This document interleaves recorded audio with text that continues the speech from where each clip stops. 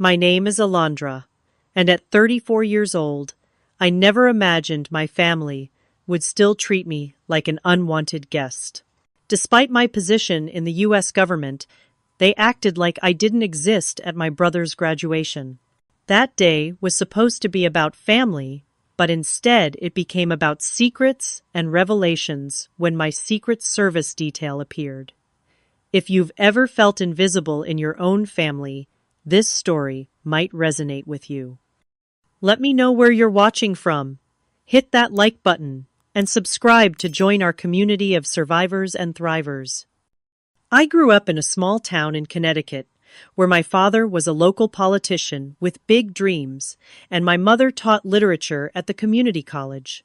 From my earliest memories, it was clear that my younger brother Jackson was the golden child. 3 years younger than me, he was the son my father always wanted, the athlete who would carry on the family name and legacy. Our house was filled with Jackson's trophies, certificates, and photos. His accomplishments, no matter how small, were celebrated with dinners and parties. Meanwhile, my academic achievements collected dust in my bedroom drawer, rarely acknowledged and never displayed. Jackson scored the winning touchdown. My father would announce proudly at dinner, his eyes gleaming with pride. Everyone at City Hall was talking about it. My mother would beam, reaching across to squeeze Jackson's hand. "We're so proud of you, sweetheart."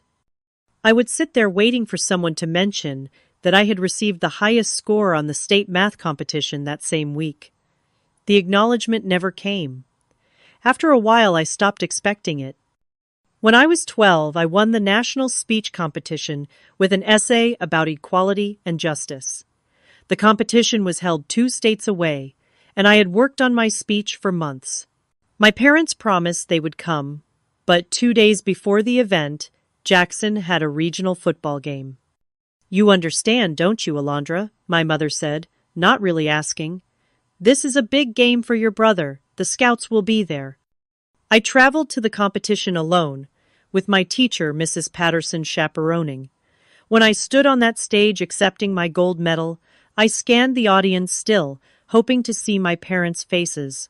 The seats reserved for my family remained empty. That night I called home excited to share my victory.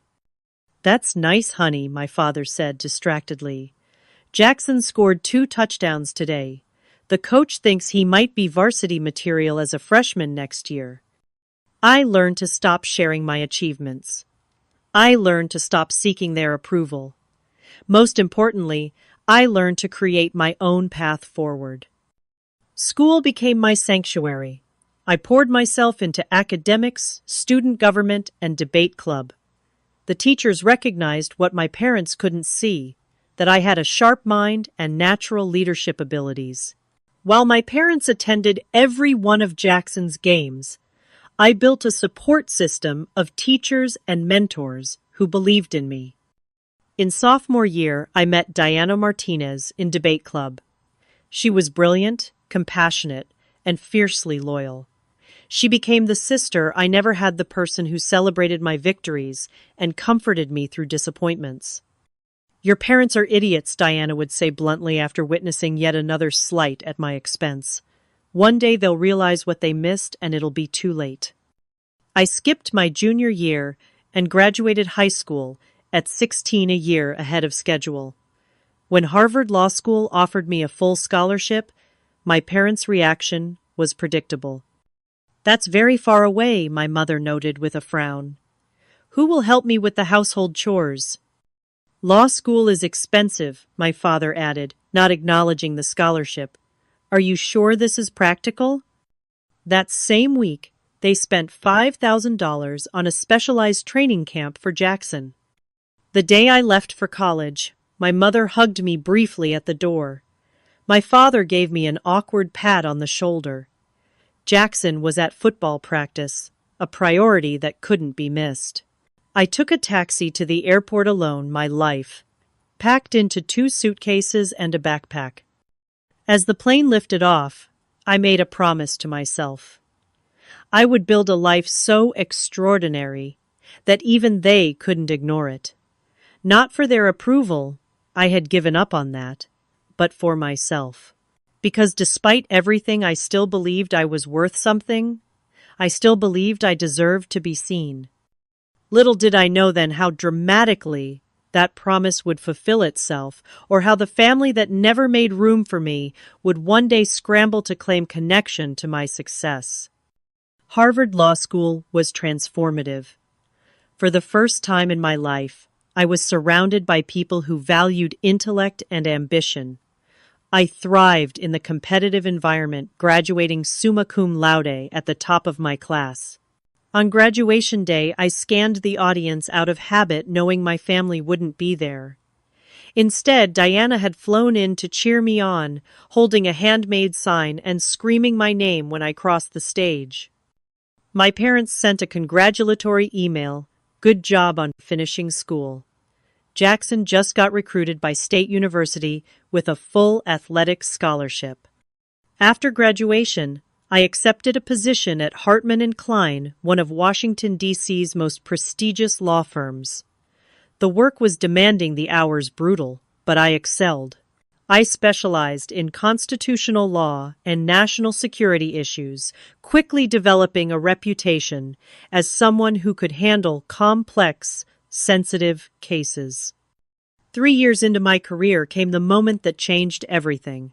I was representing a technology company in a case with significant national security implications. Senator Elizabeth Morgan, chair of the Senate Intelligence Committee, was present for my oral arguments. I didn't know it then, but she watched me with growing interest as I navigated the complex legal terrain with precision and confidence. A week later, I received a call from the senator's office. Miss Alondra Harris, this is Senator Morgan. I was impressed by your performance last week. I'd like to discuss a potential position on my legal team. Within a month, I left my lucrative private practice to join Senator Morgan's staff as legal counsel. The pay was significantly less, but the work was meaningful and impactful. I advised on legislation related to national security, cybersecurity, and international relations. My rise through government ranks was meteoric. From the senator's legal counsel, I became her chief of staff.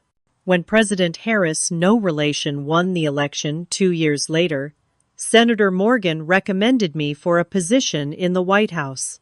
At 28, I became the youngest Deputy National Security Advisor in American history. By 32, I was appointed National Security Advisor, the youngest person, and only the third woman to hold the position. With the appointment came a security detail from the Secret Service, a team led by Marcus Johnson, a stoic professional agent with kind eyes that contrasted with his serious demeanor. Miss Harris, I'm Agent Johnson. He introduced himself on our first meeting. My team and I will be responsible for your security from now on. This position makes you a high-value target, I'm afraid. Throughout these professional milestones, my family remained distant. They never visited me in Washington. Our communication consisted mainly of occasional phone calls on holidays and birthdays. As my profile rose, however, their attitude subtly shifted. Your cousin Tanya is applying to colleges, my mother mentioned during one call. I told her you might be able to put in a good word at Georgetown. The local paper wants to do a feature on you, my father said another time. I told them I could provide some childhood photos. The mayor thinks it would be good publicity for the town. They began dropping my name at local events, proudly telling neighbors and friends about my daughter who works for the government. Yet they never asked about my actual work, my challenges, or my life in Washington. I remained an abstract concept to them, useful for bragging rights, but not someone to know or understand. Despite the emotional distance, I continued sending birthday gifts, holiday cards, and financial support when needed. I paid off my parents' mortgage when my father had health issues and couldn't work for 6 months. I helped fund Jackson's wedding to his college girlfriend Stephanie. I did these things not from obligation, but from a stubborn hope that generosity might bridge the gap my achievements could not. Diana now, a successful clinical psychologist, warned me against this pattern. "They're using you, Alondra," she said during one of our weekly video calls. "You can't buy their love or attention." "I know," I admitted, "but they're still my family." Marcus, who inevitably overheard many of my personal conversations due to his protective duties, once offered a rare personal comment after a difficult call with my mother. "Family is complicated," he said simply, his expression unreadable. "Sometimes the families we choose are more reliable than the ones we're born into." His words stayed with me, a reminder that I had built a life filled with people who valued me, colleagues, friends, mentors, people who saw me clearly and appreciated what they saw. Perhaps that should be enough. Then came the email that would force me to confront my family dynamics head-on. An invitation to Jackson's college graduation, 6 years delayed due to his multiple changes of major and academic probation. The message from my mother was brief and to the point. "Jackson is finally graduating next month. As this is an important family occasion, we expect you to attend." The email from my mother sat in my inbox for 3 days before I could bring myself to respond. The wording was so typical. Not "we would love for you to come," or "it would mean a lot to have you there, but we expect you to attend," as though my presence was a duty, not a desired celebration of my brother's achievement. I forwarded the email to Diana during our weekly therapy session conducted over secure video due to my position. "Classic Sandra Harris manipulation," Diana said, shaking her head after reading it. "But Alondra, maybe this is an opportunity." "For what more disappointment?" I asked, trying to keep the bitterness from my voice. "For healing, maybe. Or at least for closure. You've accomplished so much, become this incredible force in the world. Maybe it's time to go back, not as the seeking child, but as the woman who no longer needs their approval." I considered her words carefully. Diana had been my rock for nearly 20 years now. Her insights had guided me through countless personal and professional challenges. "What if nothing has changed?" I asked. "What if they still see me as an afterthought?" "Then you'll know," she said simply, "and knowing is better than wondering."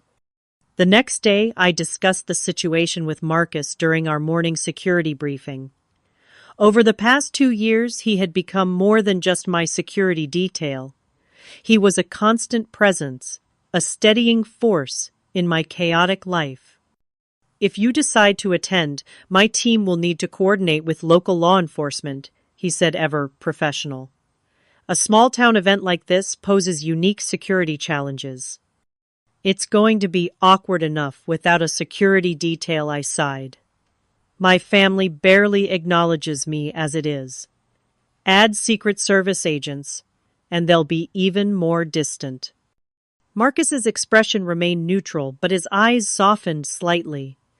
"With respect, ma'am, that's not really an option. Your position requires protection, especially in public settings." Later that afternoon, my chief of staff, Eliza, noticed my distraction during a briefing. "Everything okay?" she asked after the room had cleared.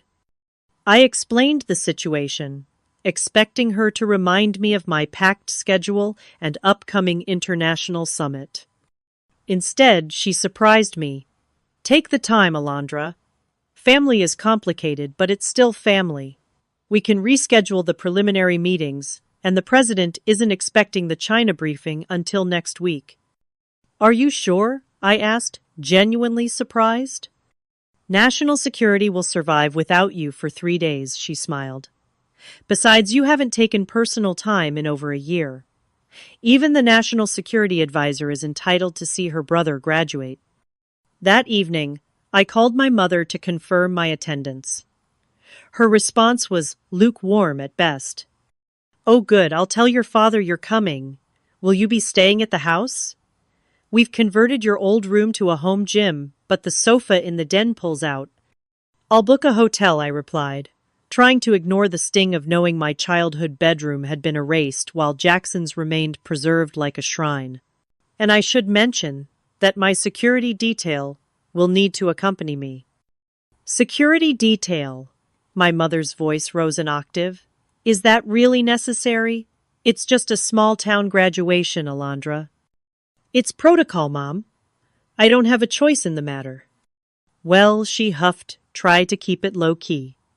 This is Jackson's day, after all. We don't want any distractions.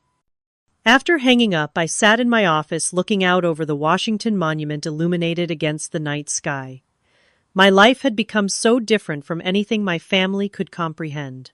Perhaps that was part of the problem. We now inhabited entirely different worlds. The week before the graduation, I purchased an expensive laptop as a gift for Jackson. Top of the line, perfect for the entry-level marketing position he had secured. I arranged for time off, briefed my deputy on ongoing situations, and prepared my security team for the trip to Connecticut. We'll keep the detail minimal, Marcus assured me. 2 agents besides myself. We'll be present, but discreet. As Air Force Two touched down at the small regional airport near my hometown, a security requirement rather than a personal preference, I felt a familiar knot of anxiety forming in my stomach. I was returning not as the overlooked daughter seeking validation, but as one of the most powerful women in American government. Yet deep inside, part of me was still that little girl, hoping that this time, finally, my family might see me. The rental house my security team had arranged was a 15-minute drive from my parents' home, close enough for convenience, but far enough to provide some emotional breathing room. After settling in and changing into casual clothes, I took a deep breath and texted my mother that I would be arriving soon. "We're home," came the curt reply. "No looking forward to seeing you or drive safely." Marcus drove me to the familiar 2-story colonial where I'd grown up. It looked smaller somehow. The blue paint faded the garden, less impressive than in my memories. As we pulled into the driveway, I noticed my father peeking through the curtains. "I'll wait in the car, ma'am, Marcus," said his eyes scanning the surroundings out of professional habit. "Thanks, Marcus," I replied, smoothing my simple blouse and jeans, an outfit carefully chosen to be understated. I shouldn't be too long. My father opened the door before I could knock, his expression a mixture of awkwardness and forced joviality. "Alondra, you made it." He gave me a stiff hug, patting my back twice before quickly releasing me. "Hi, Dad," I said, stepping into the foyer that smelled exactly as I remembered. A combination of my mother's lavender candles and the lemon polish she used on the furniture. "Sandra Jackson. She's here," my father called out, leading me into the living room where framed photographs of Jackson's athletic career still dominated the walls. I noticed a small frame on a side table, my Harvard Law graduation photo, the only visual evidence that I existed in this family's narrative. My mother emerged from the kitchen, wiping her hands on a dish towel. "Alondra, good to see you." Her hug was equally brief. "You look thin. Are they not feeding you in Washington?" Before I could respond, Jackson appeared with his fiancée, Stephanie. My brother had filled out since I'd last seen him, his college athlete physique softening around the edges. Stephanie was pretty, in a conventional way. Her blonde hair perfectly styled her smile, not quite reaching her eyes as she assessed me. "Hey, sis," Jackson said, not making eye contact. "Thanks for coming." "Congratulations on graduating," I said warmly, genuinely happy for him, despite everything. "I'm really proud of you." He shrugged, still not meeting my gaze. "Yeah, well, better late than never, right?" "So you're like important in the government?" Stephanie asked, her tone, making it clear she was skeptical. "Alondra advises the president on national security matters," my father interjected, suddenly proud when an outside audience was present. That sounds so intense, Stephanie said, exchanging a look with Jackson. Do you have to carry a gun? No, but she apparently needs bodyguards, my mother said with a tight smile. Speaking of which, is that man going to sit in our driveway the whole time you're here? His name is Marcus, and yes, that's his job, I explained. There will be a small security detail with me throughout the visit. It's standard protocol. My father frowned. At the graduation, too. Won't that be a bit much? It's not optional, Dad. An uncomfortable silence followed, broken when I remembered the gift I'd brought. I retrieved the wrapped laptop from my bag. I got you something, I said, handing it to Jackson. For your new job. He took it with obvious reluctance, unwrapping it without enthusiasm. A laptop. Thanks. He set it aside without opening the box, not even checking the model. It's the new MacBook Pro, I explained. I thought it would be helpful for your marketing work. Was his only response. Dinner that night was a stilted affair, filled with superficial questions about Washington that I could tell no one really wanted answers to. When I tried to ask about Jackson's job prospects or my parents' lives, the responses were minimal, quickly redirecting to requests for political gossip I couldn't ethically share. So do you know state secrets and stuff? Stephanie asked, giggling. Some aspects of my work are classified, I acknowledged. Classified, Jackson repeated with a slight eye roll. Sounds convenient. My mother served dessert. Jackson's favorite apple pie, never mine. And the conversation shifted to graduation logistics. We have 4 seats in the family section, my father explained. Front row right near the stage. Your mother and I will be there along with Stephanie and her mother. I nodded, understanding the implication before it was stated. Jackson cleared his throat. You'll need to sit in the back, Alondra. I looked up from my untouched pie, meeting his eyes directly for the first time since my arrival. The back? Yeah, he continued, his tone defensive. Those front seats are for immediate family. The words hit like a physical blow. Immediate family. After all these years, I was still the outsider. I understand, I said quietly, working to keep my expression neutral. It's not personal, my mother added, though it clearly was. It's just that those seats are reserved for close family, and with Stephanie's mother coming all the way from Florida. And honestly, Stephanie interjected, having security people there would just distract from Jackson's moment.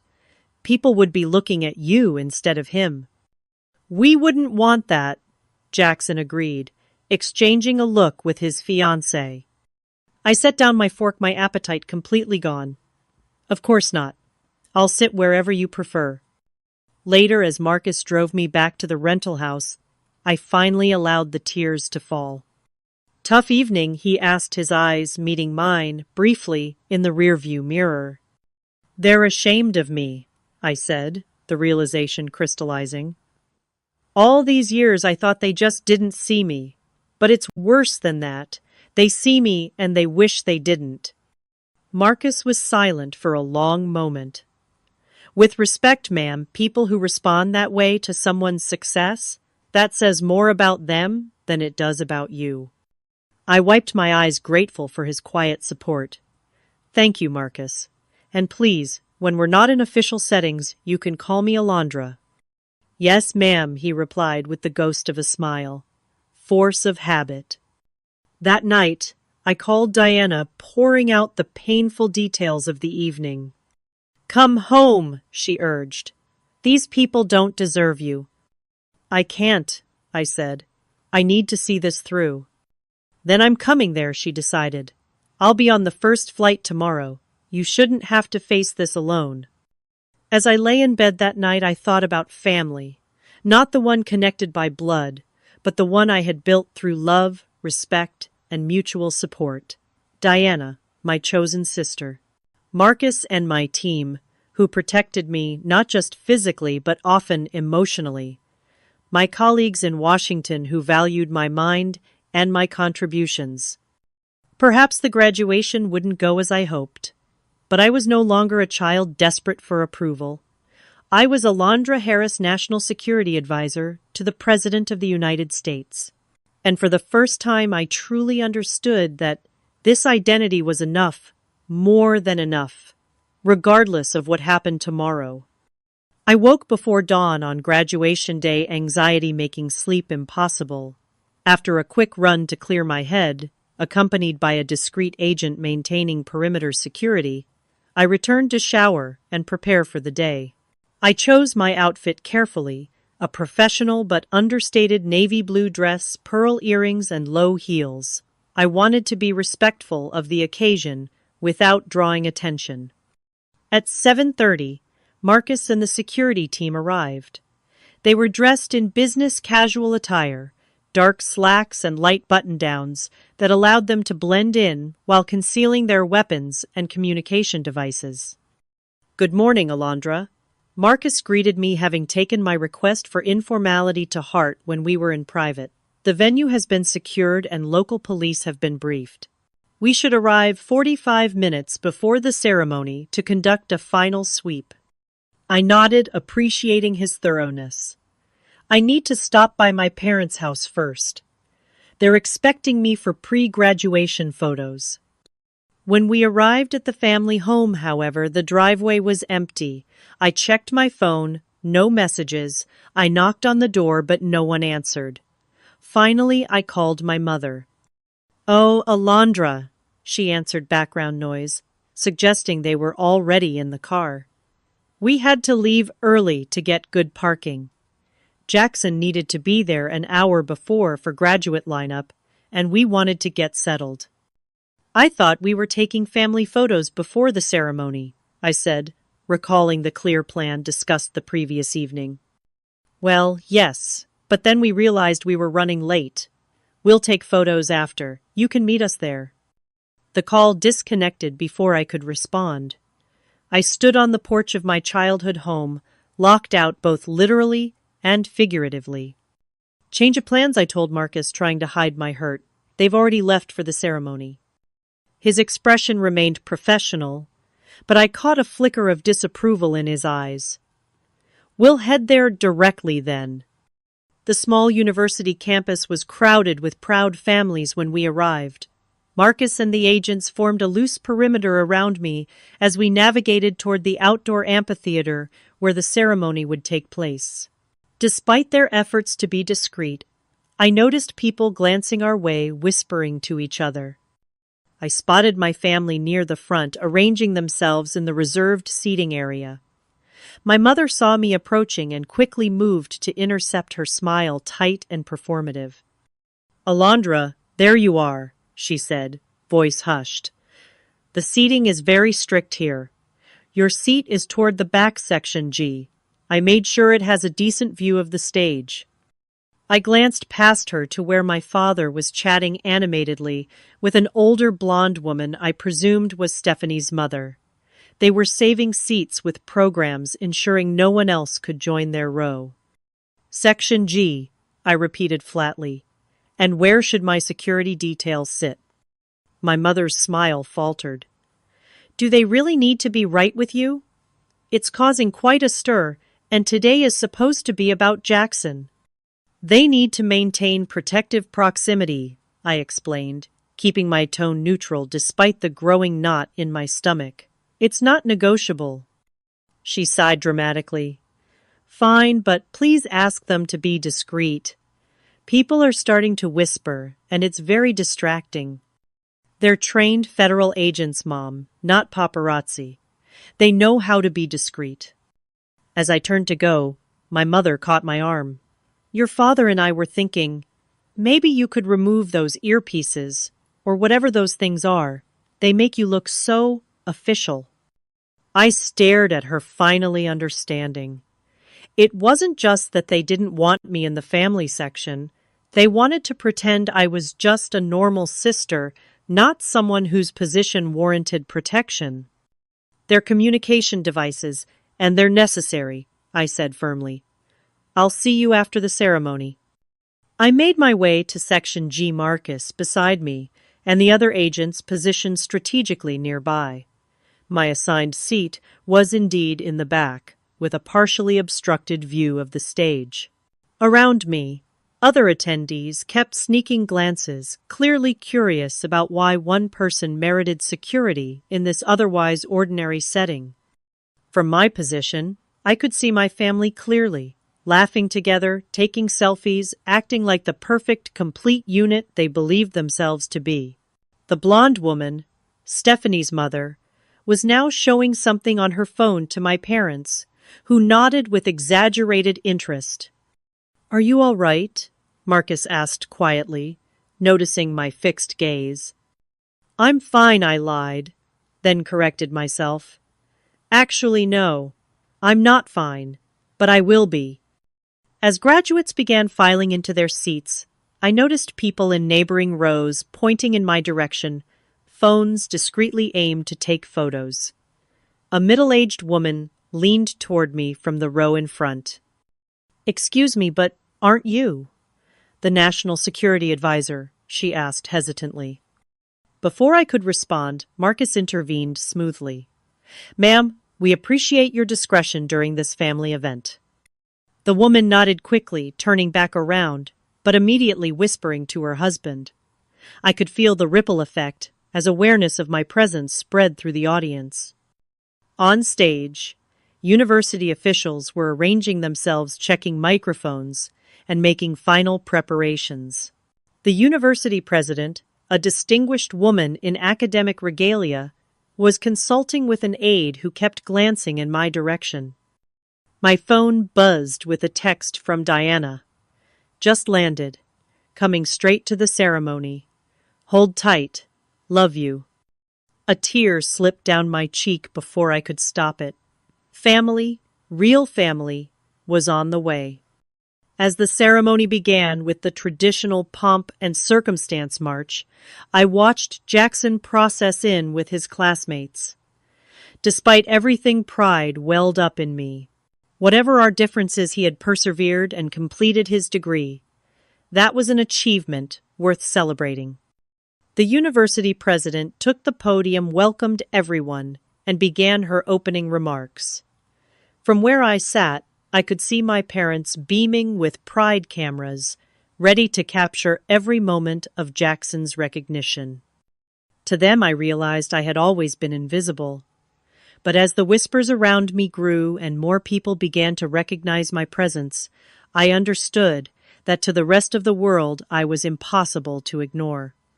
The ceremony progressed with the expected speeches about bright futures and the value of education. I listened politely, occasionally checking my phone for updates from Diana, who was fighting traffic from the airport. As the university president returned to the podium to begin conferring degrees, I settled in for the long alphabetical reading of names. Suddenly, the president paused, looking down at a note that had been passed to her. She adjusted her glasses, reading it carefully, before looking up and scanning the audience. Her eyes settled on my section, and I felt a wave of apprehension. "Before we begin recognizing our graduates," she said into the microphone, "I've just been informed that we have a distinguished guest with us today." Murmurs rippled through the crowd.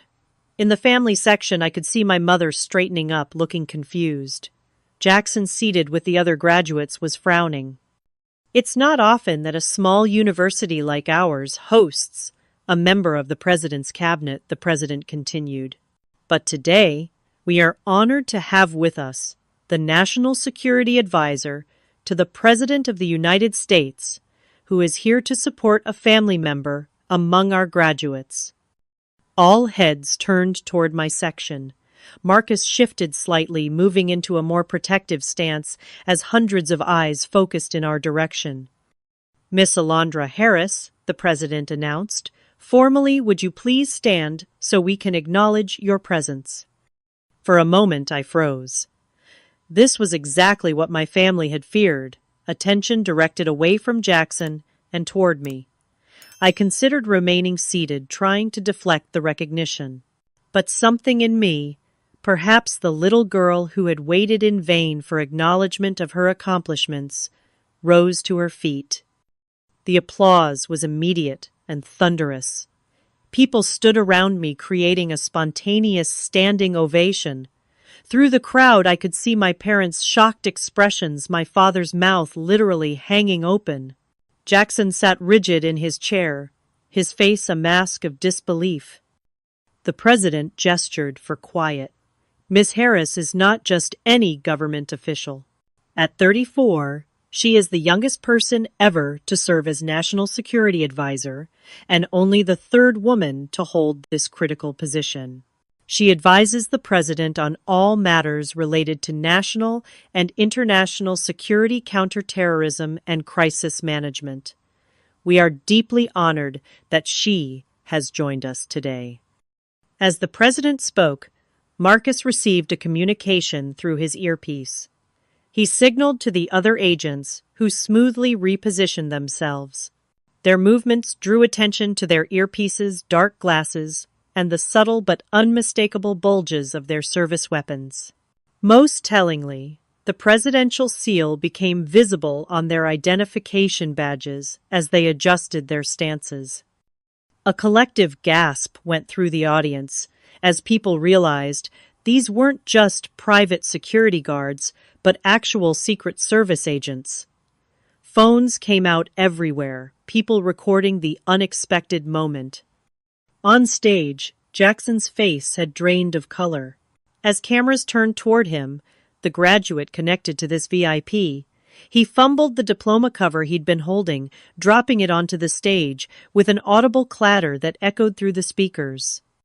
The university president, sensing a unique opportunity, continued, "Miss Harris, would you do us the honor of saying a few words to our graduates? Your journey from small-town Connecticut to the White House offers an inspiring message about where education can lead." This definitely hadn't been planned. I could see the ceremony coordinator looking panicked, rifling through papers. But the crowd was already applauding again, urging me forward. Marcus leaned close. "Venue is secure. If you wish to speak, we'll escort you to the stage." I nodded, making a split-second decision. This wasn't about overshadowing Jackson or getting revenge on my family. It was about seizing a chance to share something meaningful with these graduates, and perhaps to finally be seen on my own terms. As I walked toward the stage, escorted by Marcus, a path cleared before us. The weight of hundreds of stairs felt both intimidating and exhilarating. I caught sight of my mother's face, a complex mixture of shock, embarrassment, and something that might have been pride if it wasn't so tangled with resentment. When I reached the podium, the president shook my hand warmly. "Thank you for this unexpected honor," she whispered. Looking out over the sea of faces, graduates in their caps and gowns, families clutching programs and flowers, I took a deep breath. "Thank you for that generous introduction." I began, my voice steady despite my racing heart. I hadn't planned to speak today, as this celebration rightfully belongs to the graduates and their achievements. I paused, finding Jackson in the crowd. His expression was unreadable. "Education has been the foundation of my journey," I continued. "Not just formal education, though, that opened many doors, but also the education that comes from challenge, from perseverance, and sometimes from disappointment." The audience was utterly silent, hanging on each word. To today's graduates, I offer this. Your diploma is not just a certification of academic achievement. It's proof that you can set a goal and reach it despite obstacles. In the years ahead, you'll face many challenges, personal and professional. The resilience you've developed during your time here will serve you well. I look directly at Jackson now. Success isn't measured by how quickly you reach your destination, but by whether you stay true to yourself along the way. Some paths are direct, others take unexpected turns. What matters is continuing to move forward with integrity and purpose. I could see my words landing with him. his expression softening slightly. Finally, I said, "Remember that your worth isn't determined by others' recognition. It comes from within, from knowing who you are and standing firmly in that knowledge." I smiled at the graduates. Congratulations to all of you. Your communities, your country, and your world need the unique contributions only you can make. Thank you. The applause as I left the stage was deafening. As Marcus escorted me back to my seat, I noticed Diana standing at the entrance to the amphitheater, her face beaming with pride. She gave me a discreet thumbs up, and I felt a weight lifting from my shoulders. The ceremony resumed, but the atmosphere had transformed. When Jackson's name was called, the applause seemed especially enthusiastic. Now he wasn't just any graduate, but the brother of someone notable. I clapped sincerely, genuinely happy for his achievement. After the ceremony ended, the amphitheater erupted into chaos as families sought out their graduates. Marcus kept close, creating a buffer zone around me as people approached seeking handshakes, photos, or just to say hello. I accommodated as many as security would allow, especially the excited young women who whispered that they found my career inspiring. Through the crowd, I could see my family standing awkwardly together, watching the impromptu receiving line that had formed around me. My father kept straightening his tie nervously. My mother clutched her purse, looking unsure whether to approach. Stephanie, ever image-conscious, was already edging toward me, clearly eager for a social media-worthy photo. "Alondra," she called, pushing forward. "We should get a picture together for Instagram." Before I could respond, Diana appeared at my side, linking her arm through mine. "I'm so proud of you," she said loud enough for Stephanie to hear. "That speech was perfect." Stephanie faltered clearly, trying to place this newcomer in the family hierarchy. "Diana, thank you for coming," I said, warmly introducing her to Marcus and the other agents, who clearly already knew who she was from security briefings. My parents finally approached my father, leading the way with an entirely new demeanor, chest puffed out, hand extended like a politician working a room. "Alondra, honey, what a wonderful surprise. You should have told us you were speaking today. We would have arranged better seats for you." "It wasn't planned, Dad," I replied evenly. "So many people asking about you," my mother chimed in, her voice unnaturally bright. "The Petersons want to know if you'll come to their barbecue tomorrow, and Mrs. Hannigan from church is hoping you might sign her program." I noticed she was now wearing a Mother of the Graduate corsage that had been conspicuously absent during the ceremony. "We should take family photos," my father suggested. "The whole family together. Jackson, come over here with your sister." Jackson approached slowly, his expression complex.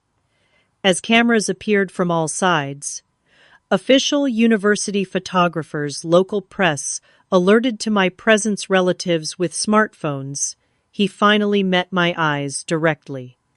"Can we talk?" he asked quietly. "Somewhere private." Marcus, ever vigilant, responded before I could.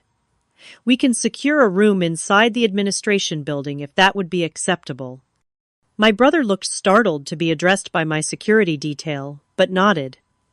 As we prepared to move inside, my parents started to follow. "Just Jackson," I said firmly. "We need a moment alone." For once, they didn't argue. The university had provided a small conference room in the administration building. Marcus checked it thoroughly before allowing us to enter, then positioned himself outside the door. Jackson and I sat across from each other at the polished table, the silence between us, heavy with decades of unspoken feelings.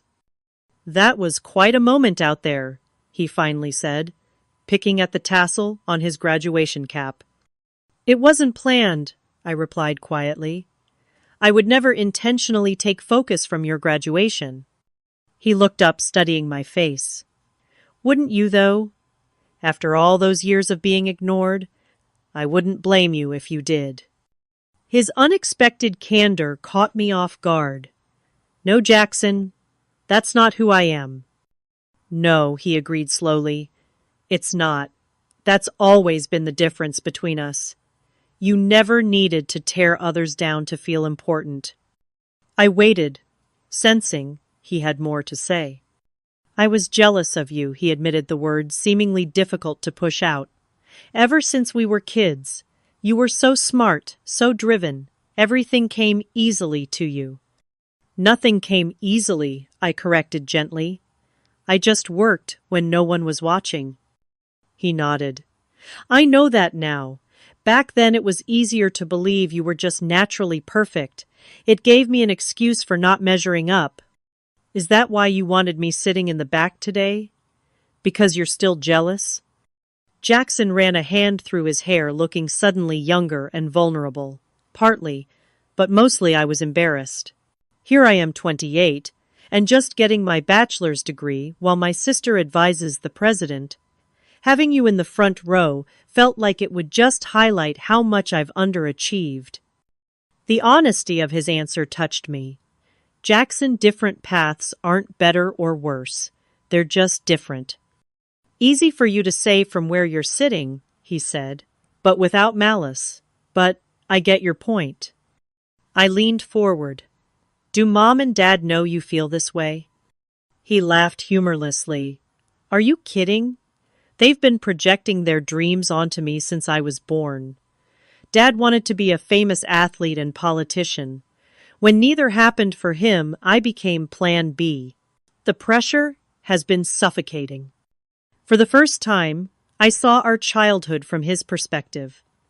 The golden child status, as both gift and burden. I'm sorry, I said sincerely. I always thought you had it easy. And I thought the same about you, he replied. Grass is always greener, I guess. We sat in silence for a moment, decades of misunderstanding, slowly dissolving between us. So, what happens now? Jackson finally asked. That depends, I said. What do you want to happen? He considered this. I'd like to know my sister. The real you, not the version I created in my head, or the image Mom and Dad projected. I felt tears welling up, but blinked them back.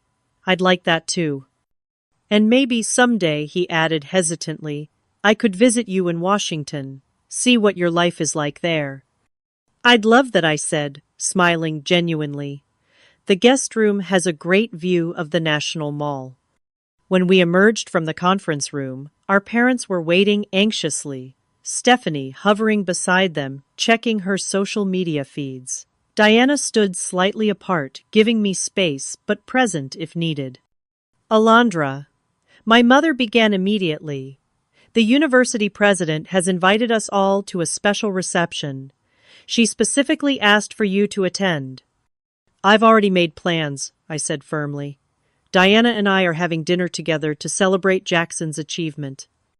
But surely you can change those plans, my father insisted. This is a great networking opportunity for Jackson. Jackson surprised me by speaking up. Actually, Dad, I think I'll pass too. Stephanie and I promised her parents we'd meet them for dinner. My parents looked between us, clearly sensing a shift in dynamics they didn't understand. Well, at least come to Sunday brunch tomorrow before you leave, my mother pressed. We hardly ever have the family together. I exchanged a glance with Jackson, seeing my own complex feelings reflected in his eyes. I'll think about it, I said, not committing. Right now, I need some time. As Marcus escorted Diana and me through the crowd toward the exit, my father called after me. Alondra, will you be at the house later tonight? The neighbors want to stop by and say hello. I kept walking, Diana's arm linked supportively through mine. You okay? She asked quietly. Getting there, I replied. That evening, Diana and I sat on the patio of a local restaurant, sharing a bottle of wine and years of friendship. The sunset painted the sky in shades of pink and gold, a beautiful backdrop to a day of emotional revelations. So Diana said, refilling our glasses. What now? I considered the question. Now I stop waiting for approval I might never get. I acknowledge the hurt without letting it define me. And maybe with time, Jackson and I build something new. And your parents? That's more complicated, I admitted. There's too much history, too many ingrained patterns, but I can establish boundaries while still leaving the door open for change. 3 months later, Jackson came to visit me in Washington. We spent a weekend exploring museums, eating at my favorite restaurants, and talking, really talking, for perhaps the first time in our lives. He shared his struggles with feeling inadequate, his desire to find his own path rather than following our father's blueprint. I told him about the loneliness of leadership, the weight of decisions that affected national security. I'm sorry, he said one evening, as we sat on my balcony overlooking the city lights, for all those years of not seeing you. We were kids, I replied, both trying to navigate a complicated family dynamic. Still, he insisted, I could have been a better brother. And I could have been a better sister, I acknowledged. But that's the past. We get to choose what happens next. My relationship with my parents evolved more slowly. There were still uncomfortable moments, still times when old patterns emerged. But there was also tentative progress. Phone calls that went beyond superficial updates, occasional visits where genuine connection happened between the strained silences. The most profound change, however, was within myself. I no longer measured my worth by their recognition. I no longer hoped for the validation I had sought as a child. Instead, I embraced the family I had built, friends like Diana, colleagues who respected me, and yes, even Marcus, and my security team, who had become an unexpected but valued presence in my life. The little girl who once sat alone at a national competition, searching the audience for parents who never came, had grown into a woman surrounded by people who truly saw her. And that, I discovered, was the most important victory of all. Life doesn't always give us the family we want, but it offers endless opportunities to create the connections we need. Sometimes, healing comes not from changing others, but from changing our expectations, from realizing that our value never depended on external validation in the first place. Have you ever felt invisible in your own family? Or found yourself creating a chosen family of friends and supporters? I'd love to hear your stories in the comments below. Remember that your worth is inherent regardless of who recognizes it.